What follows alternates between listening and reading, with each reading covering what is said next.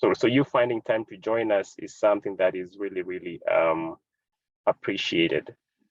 So today, Steve. Yes, can you hear me? Steve, can you hear me? Yes, I can hear you, Rose. We are moving to a different location. In the next 5 minutes, I'll be able to make my presentation. No problem. That's okay. Thank you. Yep. Okay. Right. So that is Rose. Rose is our guest speaker for today.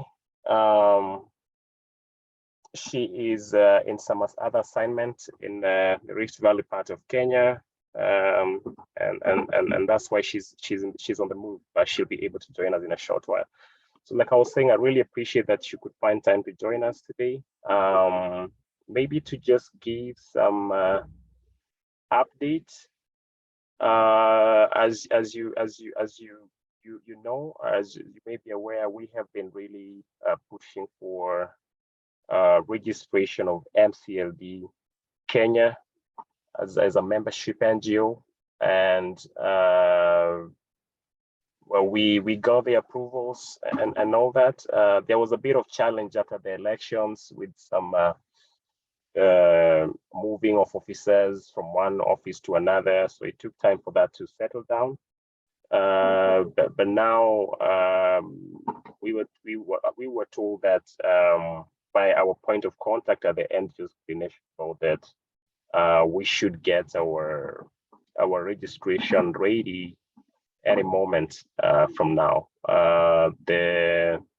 What they call the vetting board, which comprises the National Intelligence Service and a few other stakeholders from the NGOs board, had a meeting and reviewed, and they gave us a green light.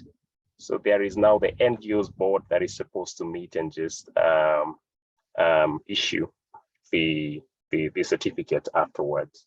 So that is all we are waiting for, and they are meeting any moment between now and maybe early December. And I think that is going to be a big plus for us. Now, from that, we are going to do a detailed presentation about how we are going to engage moving forward and stuff like that. And I think that will be a big plus for us. Beyond that, you also know we have been having some engagement with the county government. We are doing some work in terms of strengthening devolution in the country. And as you may be aware, we have that MOU going on with Makueni and some other activities that we've been able to do and are doing together still. This month, we were meant to sign an MOU with the Bomet County, but it seems like the county attorney is still reviewing that MOU. It's taken a bit long because they say that it took them time to settle in, form the cabinet, and get the government running. And that's why we have some of these delays. We had anticipated that from September to December, we would have at least MOU with Bomet and Kisumu signed, because those we already have some draft MOU with already in the pipes. So it's just a matter of finalizing and having that signed.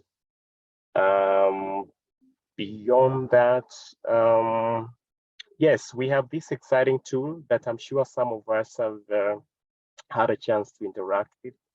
It's called the CLD assessment tool. So this tool helps development partners, NGOs and CBOs like ours to basically look at development or design and implement projects better from a community-led perspective. It helps you to assess what is working and what is not working in your community-led development approach. And so it's a very good tool that I would recommend. If we have availability, we could always have a session on this, even a virtual session. It takes about maximum 6 hours. So that's like 3 hours a day, 2 days. So that would be a really interesting training to undergo. And the good thing is it is certified, so we have certification that's given after those training. There are 2 levels of training: the basic training, and then the other training, which is a TOT module training. Yes, I think that's pretty much it. Rose, I think I'll hand it over to you. So Rose is the president and the founder of the Legend Kenya. Legend Kenya is started off as a CBO. I think now they are venturing into a national outfit. I know she'll share more about their work, but they've been focusing a lot around promoting peace, reducing conflict issues, especially around informal settlement areas, and also looking at cohesion between the law enforcement agencies and the youth. And I know they've also been doing some work around the socioeconomic empowerment for women and youth in those respective areas. So Rose, I'll hand it over to you, and we are really yearning to learn from you today. Over. Thank you so much, Steve. I hope you can hear me. You know, with Zoom, we always have to ask, can you hear me? Yes, we can hear you, Rose.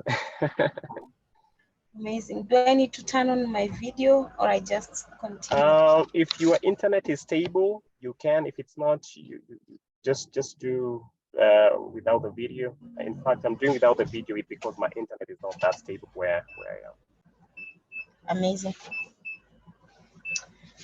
Thank you so much, Steve, and thank you all for joining. Steve has introduced me, and today I'm honored to be here amongst us to share some of the work that we've been doing in regards to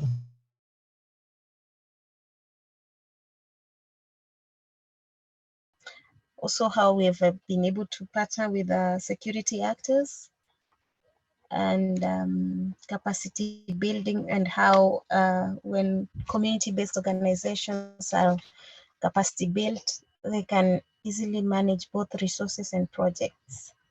So as Steve has mentioned, I am Rose Mbone. I am the founder of the Legend Kenya, and I've been in peace building for the last 10 years.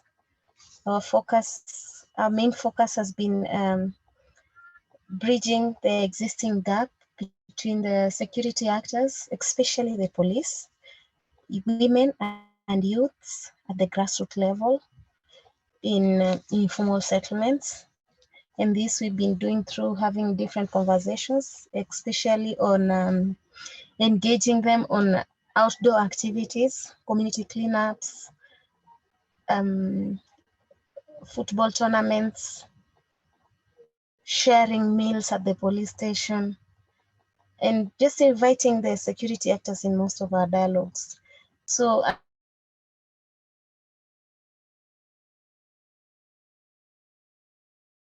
the community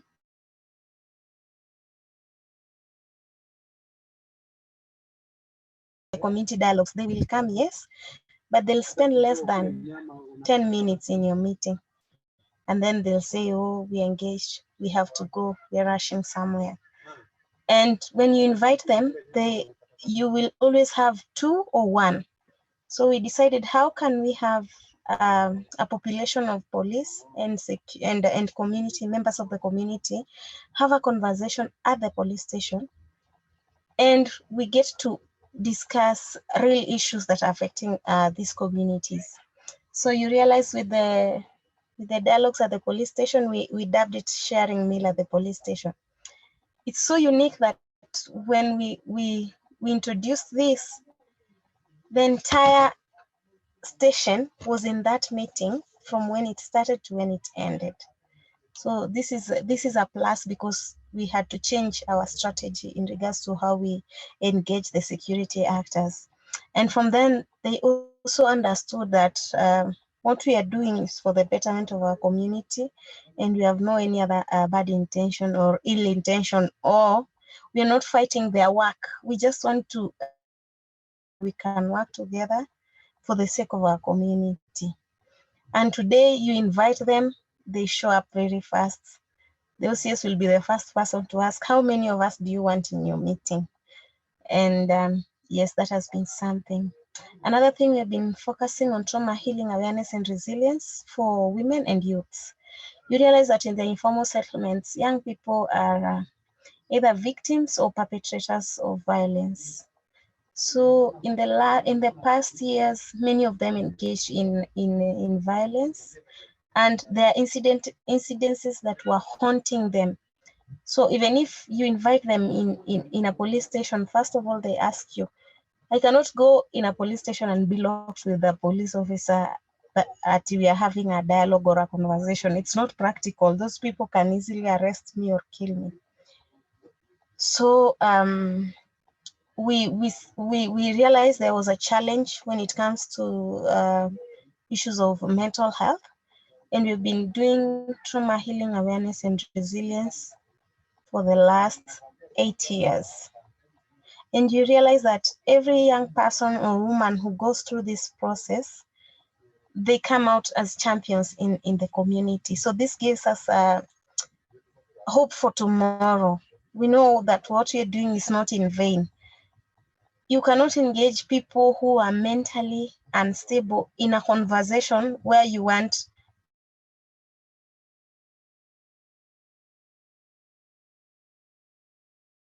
I'd also like to talk about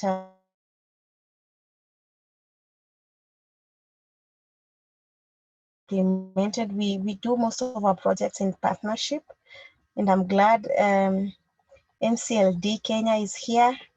We have worked, it's been a journey together, but I also like to mention some of our partners include Life and Peace Institute. And this is an organization that learned that if you trust the community-based organizations with resources, they are going to deliver at least twice how if the organization would have implemented directly, then they will face some few hiccups. Reason being, these communities know and appreciate their own.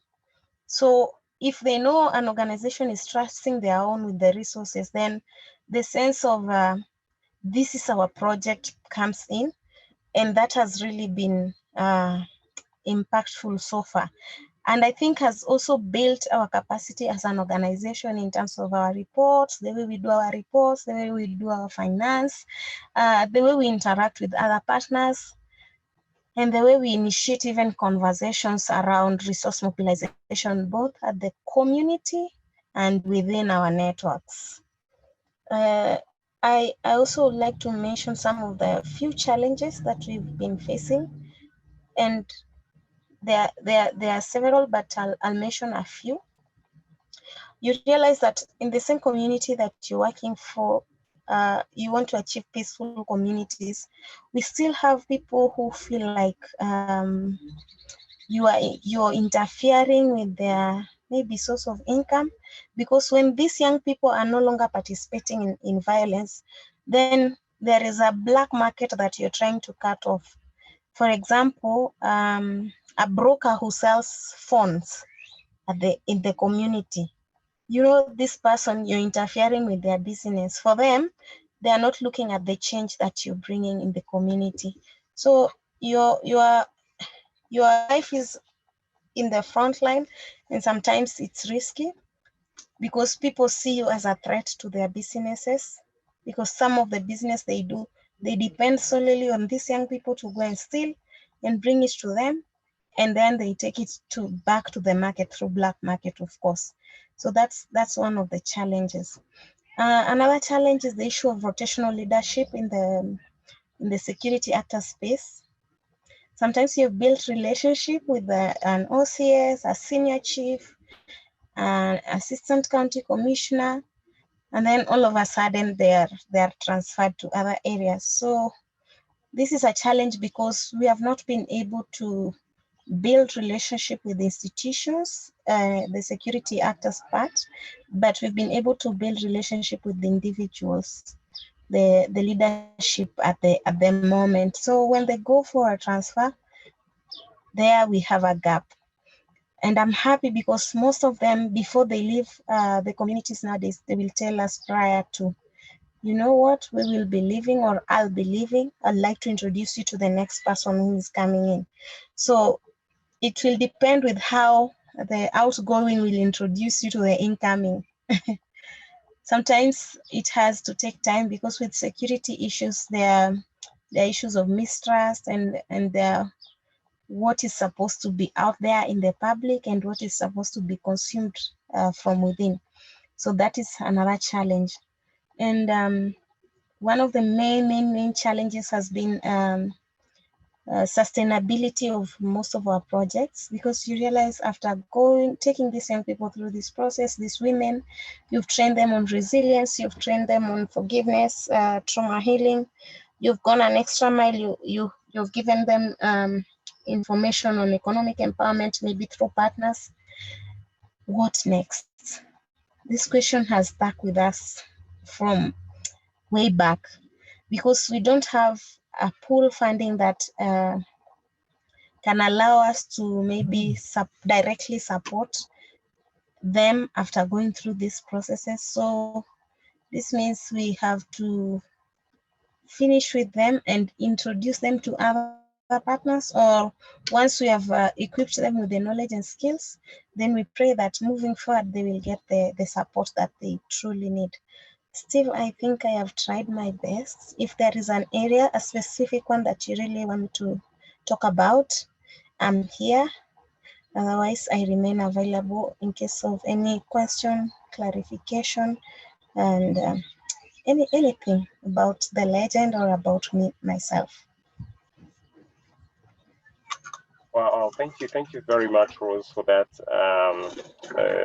great and brief presentation, very detailed, and most importantly, for the great work that you're doing to transform communities across the areas you work in. I know some of us here have also taken notes, and I know the sharing some questions momentarily. But for me, I think I just wanted to ask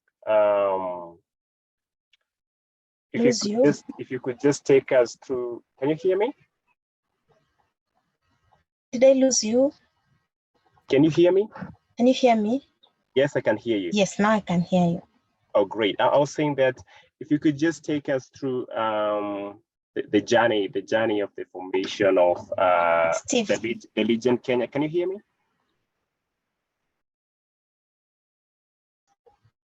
Hello, Steve.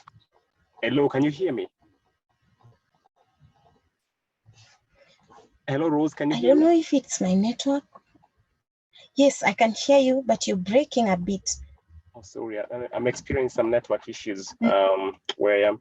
But Amazing. I was saying, if you could take us through maybe the journey, like why was this Legend organization formed to address what issues and stuff like that. And then maybe next to that, if you could just talk about what has kept you going to this. I didn't hear your last part. I'm saying if you could just talk to us about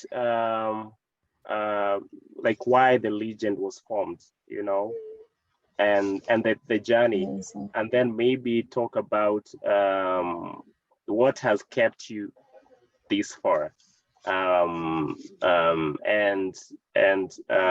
how have you been engaging in your partnership? Has it been people coming to you, or you going out to look for potential partners? And how have you been fundraising as an organization? Because I know there are a number of CBOs that struggle with funding, struggle with certain technical capacity issues. So how have you been able to overcome all these, build that resilience that has kept you this far? Thanks. Thank you so much, Steve. And I'll start with why and how. The Legend Kenya was born out of a project there's a project that was being implemented by USAID. It was called Kenya Tuna Uwezo. And I was part of the community champions who are supporting this process for 4 years. So it was from then that the Legend Kenya, I founded the Legend Kenya together with some few other young people in the community.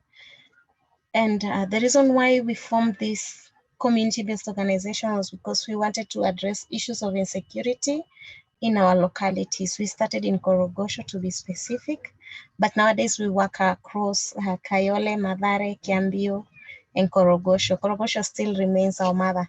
So the rate of crime was really on the high then, and we lost so many young people to crime.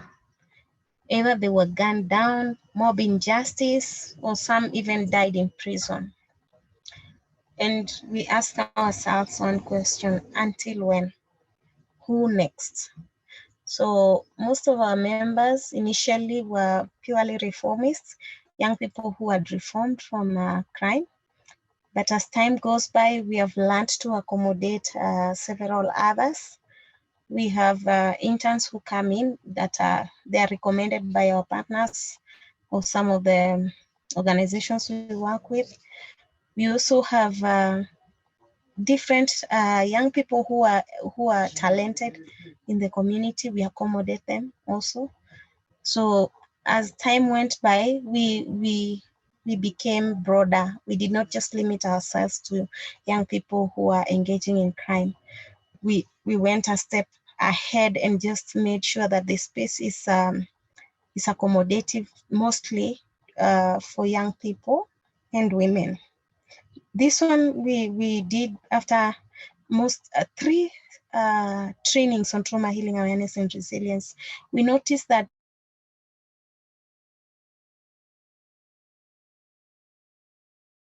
they have something that they bring in the space of peace and security.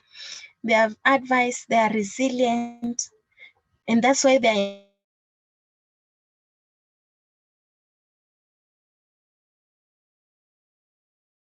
as this far is the fact that, number one, we are a prayerful organization, and we pray and appreciate God for how far we have come.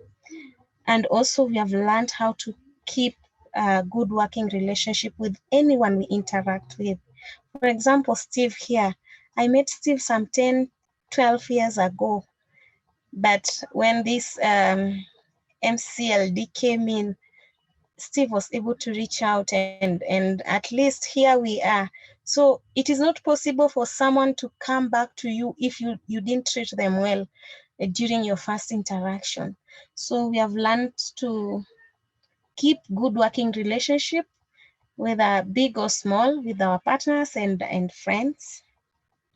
And most of our funding, most of our partners, Steve asked a question, do they come to us or we go to them? Most of our partners are as a result of recommendation. We implement an activity and the partner who has supported that recommends us to another, and the network continues to grow.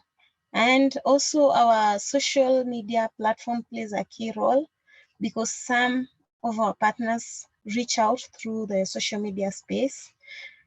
And some of our partners are purely friends. We just meet in boardrooms or in meetings, and we share what is going on in our community and what we have been able to do.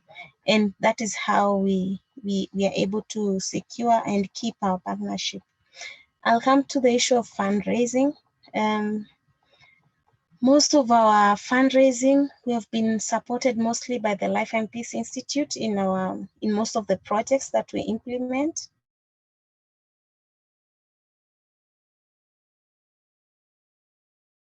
On matters trauma and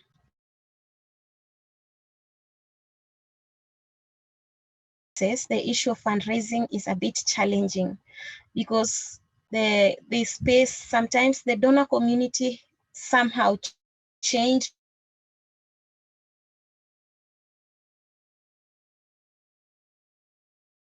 community was working with there's something called pool funding. So this pool funding was only being given to big organizations, INGOs. So it's not practical for us as a CBO to apply for such. The eligibility criteria automatically throws us out.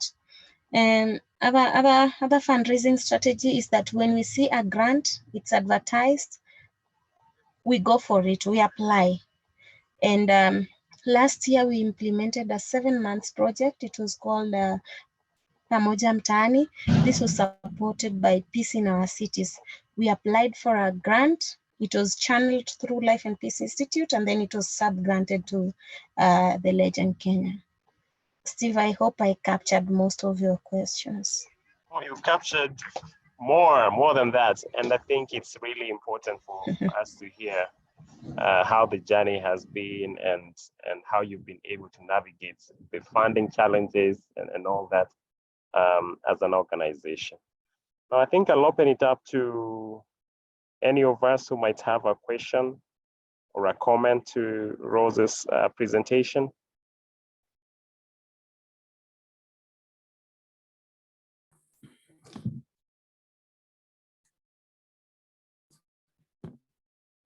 If I'm audible enough. Yes, you're audible, Bernard. Thank you very much, Steve. Thank you, Rose, for a wonderful presentation. My name is Bernard. I also run, it's an NGO called With My Own Two Hands Foundation. We operate in East Africa. We do water solutions. We do medical solutions like medical camps. We also do sustainable agriculture. Now, what you have actually what you are advocating for in our society, we do it just in a different way, but I think the end goal is the same. We actually use water for peace. Right now, we are doing it in Kapedo regions. For those areas, people are fighting basically for water and pasture. So we do that to ensure that they have water so that there is no fight between the communities.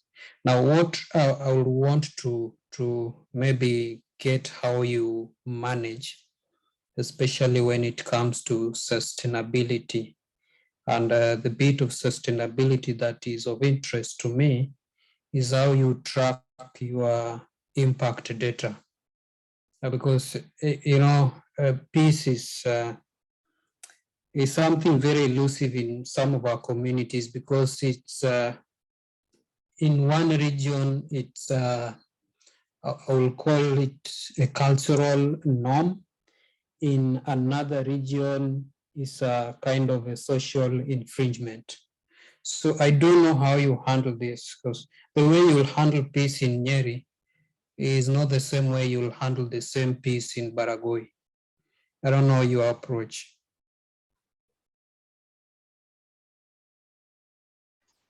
Thank you so much, Bernard, and I agree with you. I'll start by saying, before we even implement a project, we have to do a research, and we also have to make sure that we understand, because the research now gives us the context in which we are going to operate in. And apart from that, we also rely on police statistics, because in most of our projects, we are targeting issues around peace and security. So sometimes we get referrals from the national national police, and this influences how we do our programming. And apart from that, we believe in reaching as many young people as possible in Nairobi County. And so we are striving, this is something we are struggling with, because also, Bernard, when you want to talk about peace, you don't talk about one-off events. So we try to avoid one-off activities with this, especially with the youths and women. So how we track our data, and our impact data is that we work with a person for quite some times. Then we are able to understand that, you see this cohort now from here, they are stable or capable enough to now take up some of the responsibilities that comes within the community. Another thing is that the sustainability part of it is that we always at least be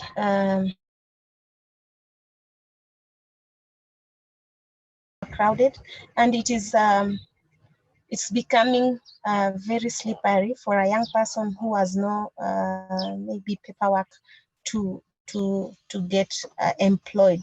So we champion for employment in terms of you creating your own employment.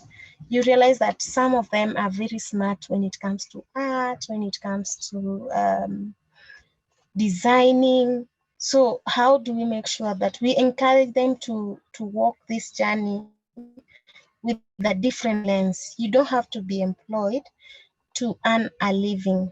Use your talent to at least be able to sustain yourself. And our main agenda has always been to impact the heart and the mind of these young people and women, because if they get this knowledge and skills, then they are able to make decisions based on some understanding. Because you realize in the informal settlements, not every young person or every mama has had an opportunity to be in class. But that does not mean that they are illiterate. It means that they didn't get that opportunity, but given an opportunity, they can tap and run with it and be good people in our society. Bernard, I don't know if I answered your question. Yeah, I got you. Thank you. Thank you so much.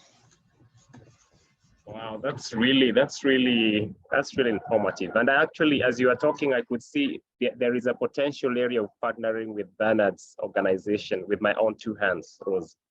Yeah, amazing. That's why I was asking the question. Yeah, we need to connect. I agree. Yes, and that's why MCLD exists, to make such collaborations possible. Maybe you could place your email and your contact in the chat box, and then we could pick it up from there, those who don't have it. I see Najat Mohammed also has a question or a comment. Najat, you could take it away.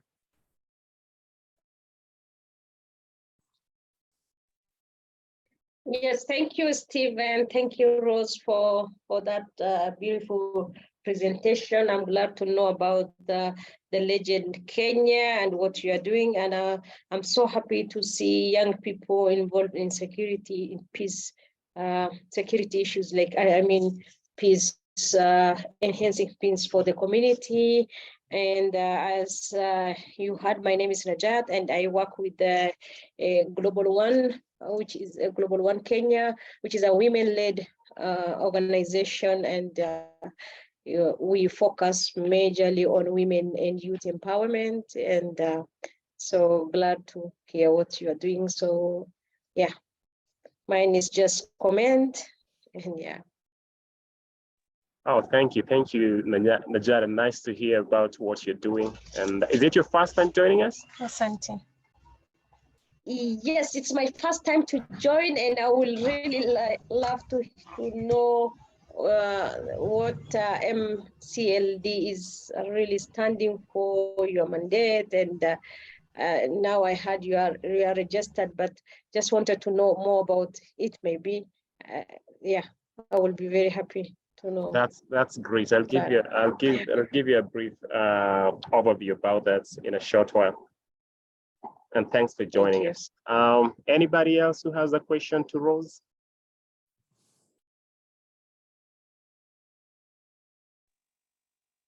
Hi, Steve. Hi, Zach. Yes, take it away, Zach. Okay, thank you.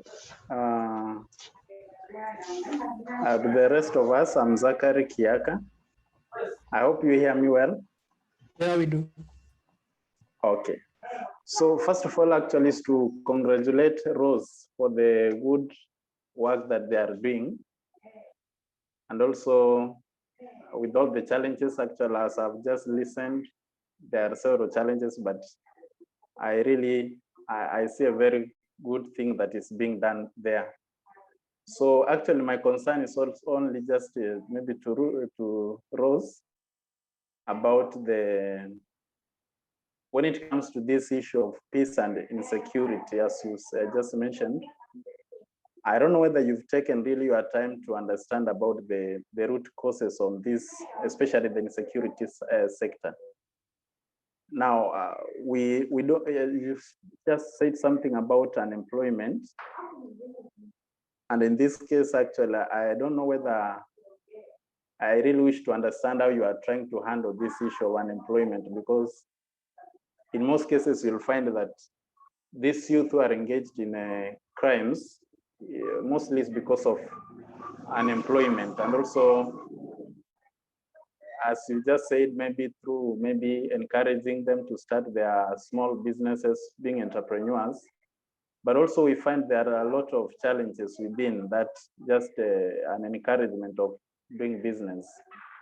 So in this case, like now, we also need to come in and talk about some of the environment itself. Is it really favorable for this youth to do businesses or such kind of self-employment?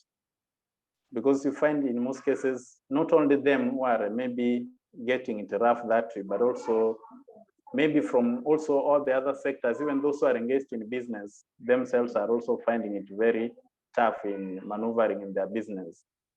So as you talk about the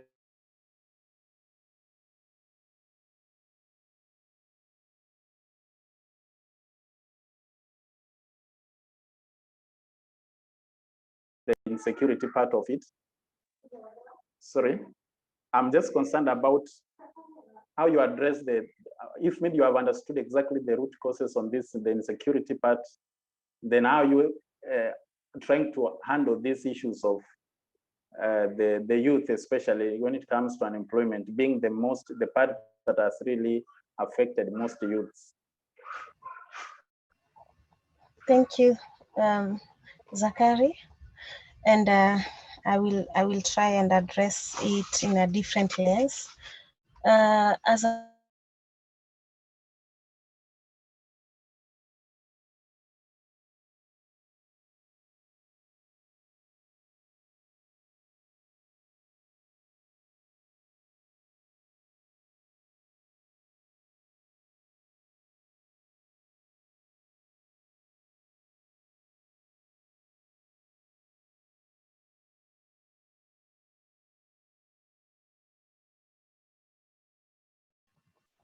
there is no excuse to committing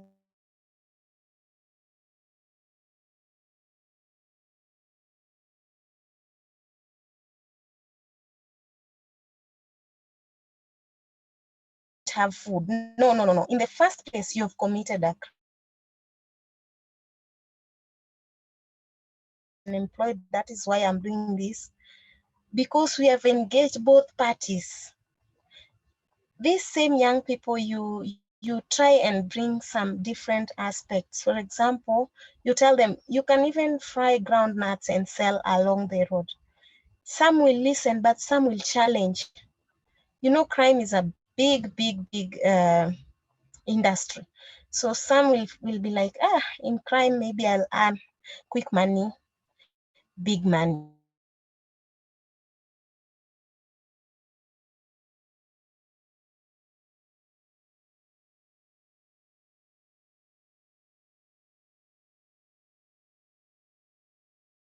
Because the model of trauma healing awareness is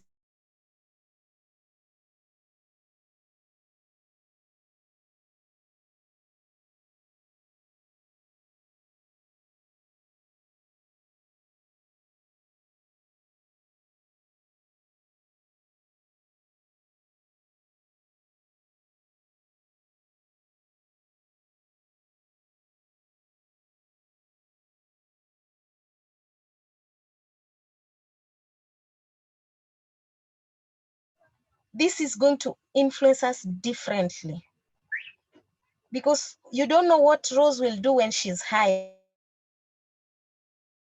Is doing, you don't know what Steve is doing. You don't know, you don't understand what Najat is doing once she's under this substance abuse as one of the causes that is strongly coming out.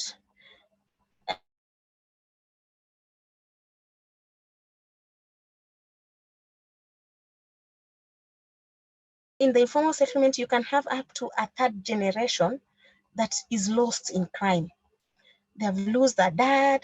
The dad left some family members, the uncle. Now the uncle, this young one left some.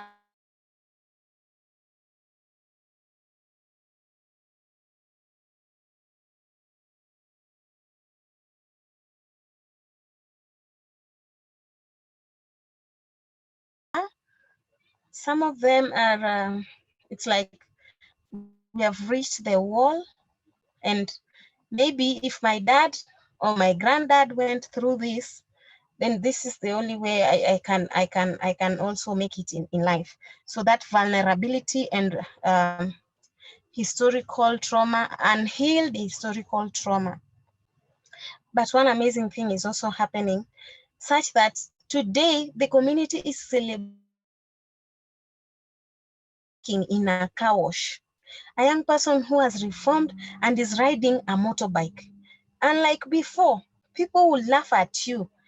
Zachary, surely, how can you come from top there and then all of a sudden you are a car wash person, you go home with no queue.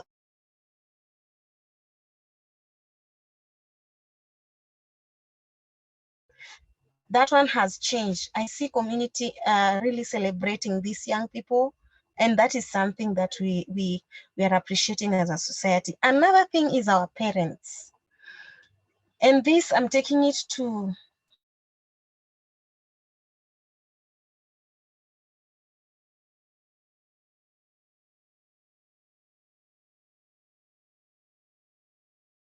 been told with the mom, you know what, I cannot sleep angry and you're here and your siblings are also here. Can you please do something?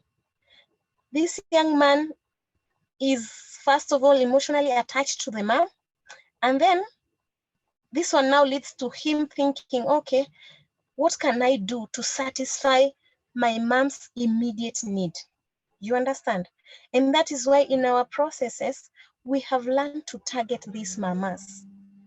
When they go through our process, when they're invited in that police station, they sit there, they listen. They are able to understand that, you know, it is not okay to push these young people to the wall.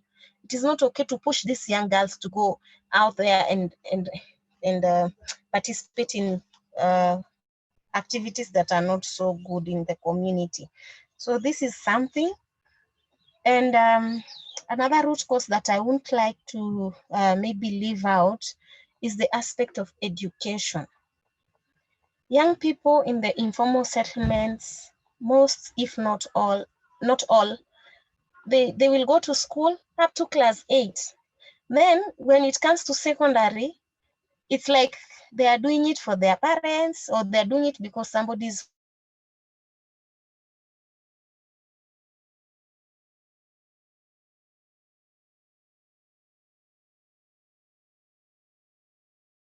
the boys. This one I realized among the boys. And the girls on the other side, they are really striving to be in school.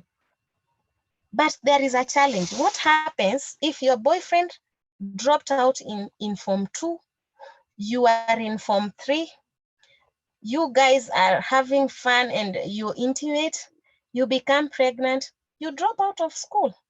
And you know, parents become tired because they strive a lot to make sure that you are in school. So it is a cycle that, yes, the boy child is he's become a man enough and can be able to maybe go out and rent a house and do some menial job or commit anything and pay it. But for the girl's life is being ruined by the same boy. So we really need to emphasize that education is key, if not to success, it's a key that we really need to accompany us in life. If you know of young people who have gone to university level in the informal settlements,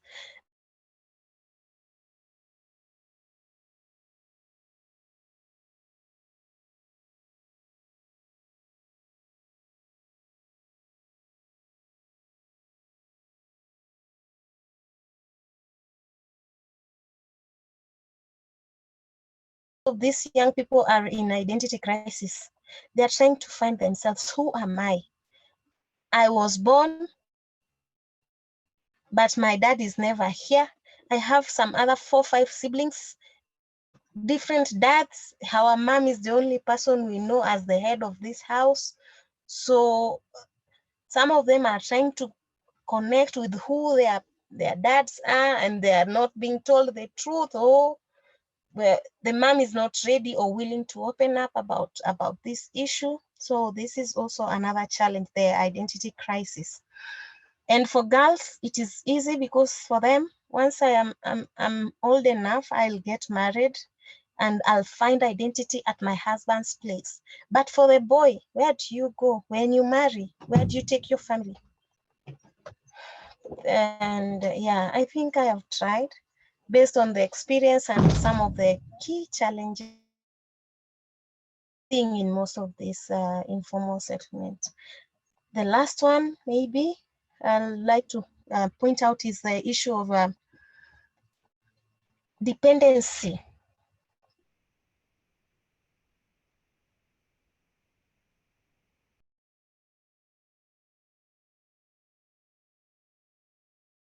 So, you know, you have to change, you have to do alternative, blah, blah, blah.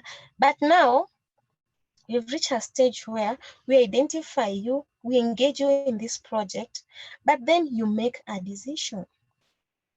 Because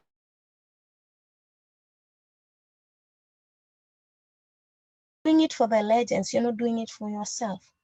But if you decide to change, you're going to sustain your life. Thank you. Wow, thank you very much, Rose, for all these insights that you're sharing with us. And I think we all agree that this is an important conversation that cannot be finished within one call. And I know you'll always be available to have us delve into much more about what we're doing and stuff like that, and how we can all collaborate to advance the kind of work that you're doing and we are all doing in this country. Anytime, thank you. Thank you very much. I think we are past time, but I appreciate your patience. It means that this was really an important session.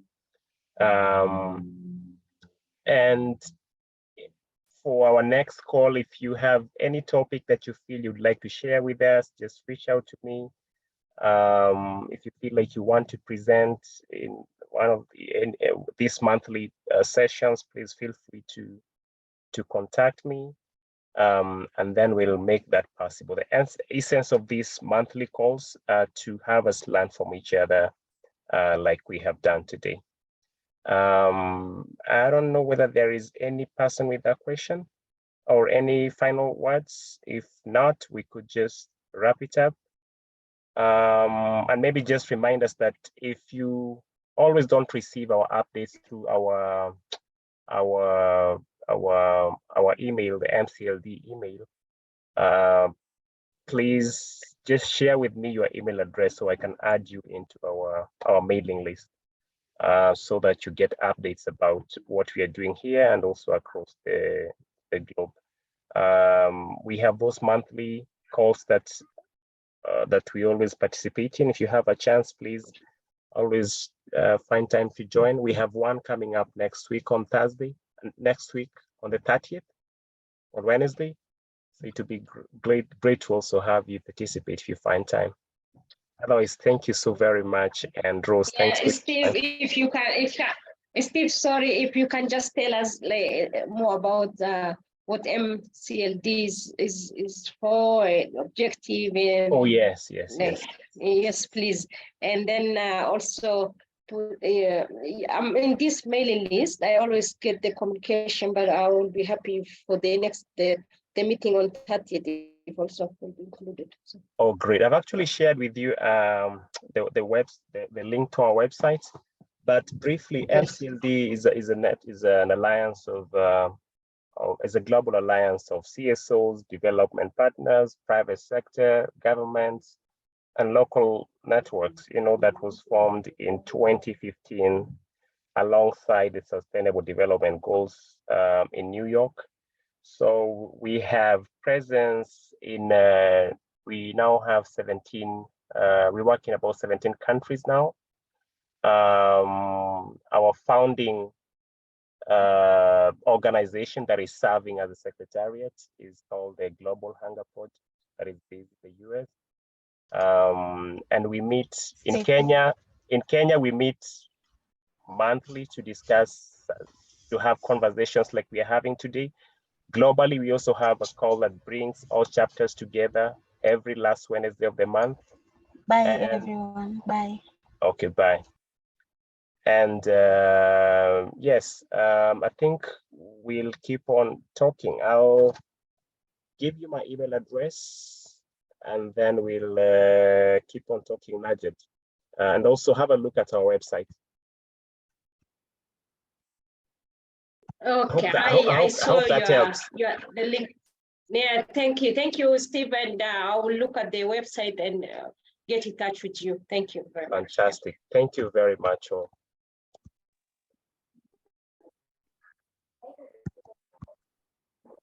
Steve, just maybe one more concern. Yes, Zach. Yes, actually, I'm just like able to share more of our details, because like now, just Rose has just left, and I was to ask about maybe the full details about the organization, and also how to reach out to her, because she's really dealing with a very interesting area. So maybe with time, maybe as we are in this forum, maybe we can be sharing more about whatever that we do, so that afterwards, maybe after the meetings, we can always exchange our knowledge afterwards. Yes, and that's a very important point you're raising, Zach. I'll share Rose's contact with you. I know she'll be more than happy to carry on this conversation with you and see how you could work together. Okay, that's great. But thank you very much, and have a fantastic evening. All. Thank you. Steve, sorry, just a minute. Yes, Elizabeth. I think Rose posted her contact details on the chat. She has posted her email address and her phone number. Oh, that's okay. roseroundtheworld@yahoo.com. Oh, yes, it's there. That's hers. Yeah, sure, I can see it also. So Zach, you can pick it there. I've also just pasted it right now, so you can also see it in the last conversation, the last chat. Okay. Thank you, and have a wonderful day ahead. Bye-bye. Thank you too.